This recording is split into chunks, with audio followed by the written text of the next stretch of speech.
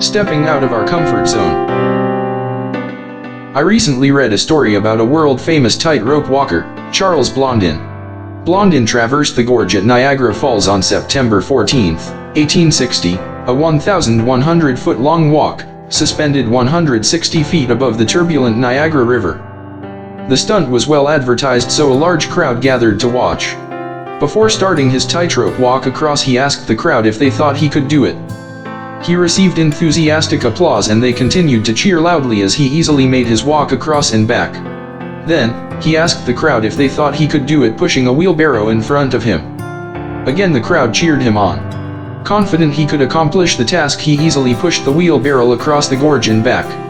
Then he spoke to the crowd a third time, asking if they thought he could do it with someone riding in the wheelbarrow. Again, they showered him with enthusiastic applause. But then he asked the real question: who is willing to volunteer? The boisterous crowd suddenly became silent. Now it was personal. They were willing to cheer him on if it didn't involve them. Finally, an old woman stepped out of the crowd and got in the wheelbarrow.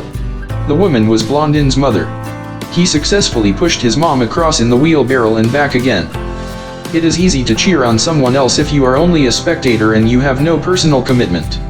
There is a big difference between the commitment of the woman in the wheelbarrow and the rest of the crowd. The crowd was only willing to play it safe. Only the old woman, the mother of the famous tightrope walker, was willing to show her commitment to her son. Where are you with your commitment to God? Consider these questions. Are you hiding in the crowd or willing to step out of your comfort zone? What factors do you consider when making the choices that you make? When God asks, who is willing to volunteer, will you step up? Are we all talk but no action? Faith without works is dead. Show me your faith apart from your works, and I will show you my faith by my works. James 2, verse 18. Do you have faith and confidence in the Lord that He will see you through any challenge you may face? What does this all mean for you? God has plans for you. They don't involve sitting on the sidelines, hoping that someone else will step forward. You may be hiding in the crowd, but God wants to ask you to step up. The familiar verse says, "Then I heard the voice of the Lord saying, Whom shall I send? And who will go for us? And I said, Here am I, send me." Isaiah 6, verse 8. Step forward when the Lord calls you instead of stepping back. Trust that the Lord has prepared you for the very task He wants you to complete. While your confidence level may be shaky, God's isn't. He knows what you can do, and He knows that He has brought you to this important moment of your life. What are you going to say to Him when He asks you?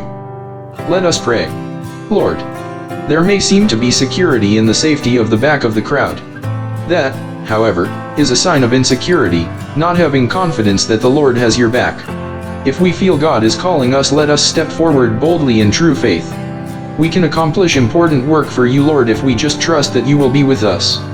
Here am I, send me. Amen.